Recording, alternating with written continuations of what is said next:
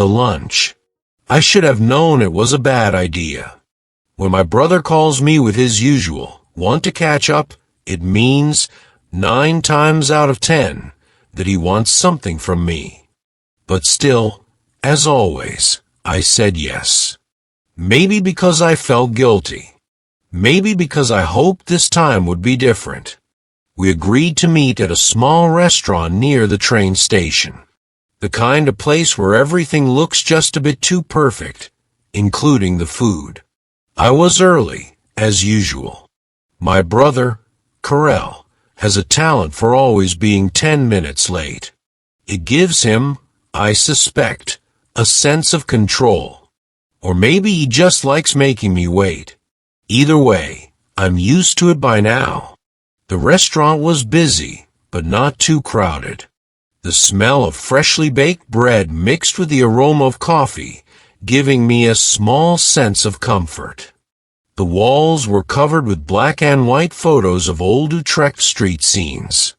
Those kinds of details always put me at ease, like I was in a safe bubble, far away from the chaos of the world.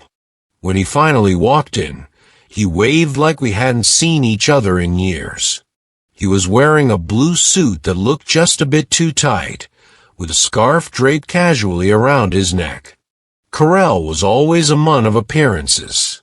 His clothes were always slightly too expensive, slightly too fashionable, a kind of statement.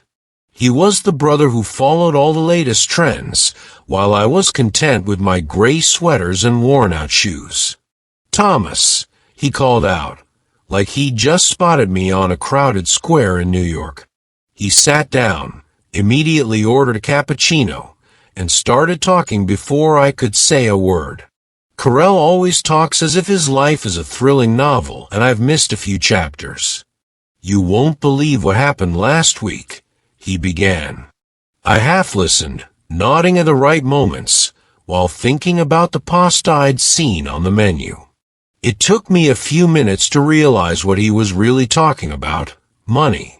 "It's not a huge amount," he said between sips of cappuccino.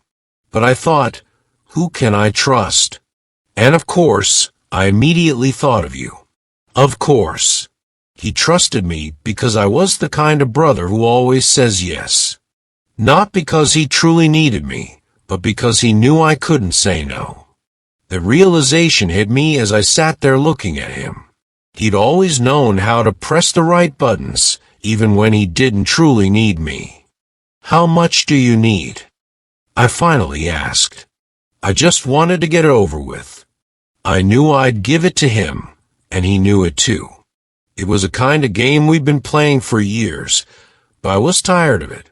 15,000, he said, as if he were asking for a cup of sugar. The words rolled off his tongue so effortlessly, without a hint of shame. I had to swallow hard. 15,000. I repeated, as if I hadn't heard him correctly. "That's a lot. What do you need it for?" "It's for an investment," he said, waving his hand vaguely. "I want to launch a new app. You know, for the future. But I just need some startup capital to cover the initial costs. And you always have some money saved up, right?" I looked at his face, at the way he looked at me, full of confidence, as if he already knew my answer. That's how it always was with Karel. He had a way of making you believe it was your idea, even as he pushed his own agenda. I stayed silent. I thought about my own account, the small savings I had managed to build up, and how little I actually had for myself. I thought about all the times I had wondered if I'd ever get back the loans I'd given him before, or the time he asked me to pay his rent when he was briefly out of work. "That sounds like a big risk," I said finally. I tried to sound firm, but I knew I didn't have much of a choice. Karel always knew how to apply just the right amount of pressure, a kind of psychological manipulation that I found hard to escape. "What guarantees do I have that you'll actually pay me back this time?" Karel looked at me with a smile I'd come to recognize too well, a smile that radiated too much confidence. "Trust me, Thomas. It'll be fine. You know I always have a plan. This isn't an opportunity you want to miss." I leaned back in my chair. My stomach felt heavy, like I'd eaten something bad. I knew what I'd do.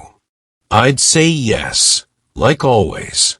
I was always the good brother, the patient brother, the one you could rely on. And there I sat, with my heart sinking, my hands on the table, saying nothing. The waitress brought our food. My pasta looked perfect, but I'd lost my appetite. Carell ate as if nothing was wrong, chatting away about some project he was starting. A new app, I think. Or maybe a shop. It was hard to follow, and honestly, I didn't want to understand. "I'll think about it," I said eventually. It felt like a lie because we both knew I'd already said yes without actually saying it. Carell smiled broadly. "I knew I could count on you." And there I was, sitting with my now cold pasta and a guilt heavier than his 15,000 euros. I thought about all the times I'd help him. How often had he ever given anything back? How often had he even asked how I was doing? But I didn't say any of that. Because I'm Thomas, and Thomas always says yes. When the bill came, Carell picked up his phone. "Oh, I need to respond to an important message," he said. "Can you cover it this time?" I nodded. Of course, I could. It was just a lunch, after all. The rest of the afternoon, I wandered through the city with a heavy heart. The sun was shining brightly, but I felt disconnected from everything around me.